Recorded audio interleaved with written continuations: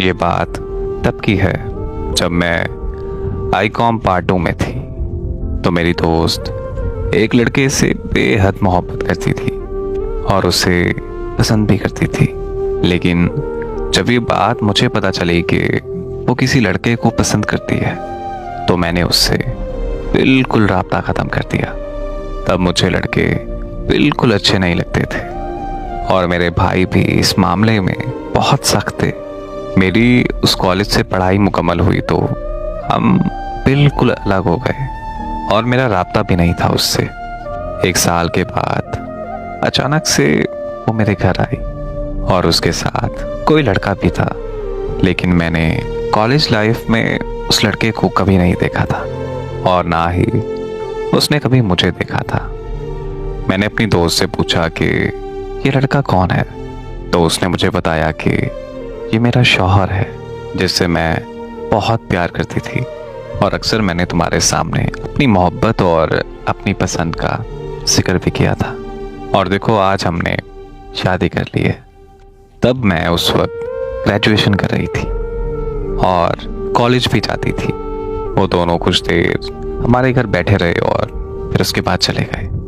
जाते हुए वो मेरा नंबर ले गई और अपने शौहर के नंबर से मुझसे बात करने लगी। इसी तरह हमारा दोबारा से राब्ता बहाल हो गया। कुछ दिन गुजरे तो उसका शौहर मुझे मैसेज करने लगा। मुझे कहने लगा कि जिस दिन से मैंने आपको देखा है उस दिन से मैं आपको भूल नहीं पा रहा हूँ। आप मुझे बहुत अच्छी लगी हैं और मैं आपको पसंद करने लगा हूँ। लेकिन मैं उस लड़के में बिल्कुल भी इंटरेस्टेड नहीं थी। मैंने उससे बात नहीं की। जब उसने मुझे ज़्यादा तंग किया तो मैंने उसका नंबर ब्लॉक कर दिया। लेकिन वो ना माना। उसने मुझसे किसी और नंबर से रब्ता किया। मैंने उसका वो नंबर भी ब्लॉक कर दिया। ऐसे ही वो मैसेज करता रहा और मैं नहीं मानी। फिर अचानक मुझे पता नहीं क्या हुआ और मैंने उसे अनब्लॉक कर दिया और उसने मुझे फिर दोबारा से मैसेज किया और मेरी उससे बात होने लगी। उसने बहुत वादे किए और मुझे यकीन दिलाया कि वो शादी करेगा मुझसे। फिर वो अचानक मुल्क से बाहर चला गया। लेकिन वहाँ जाकर भी वो मुझसे बात करता रहा और मुझे हर बात पर यही कहता था कि मैं वापस आकर तुमसे शादी करूँगा। फिर उसने कुछ दिनों के बाद अपनी बीवी को भी वहाँ बुलाया और मुझसे बात करना बिल्कुल कम कर दी।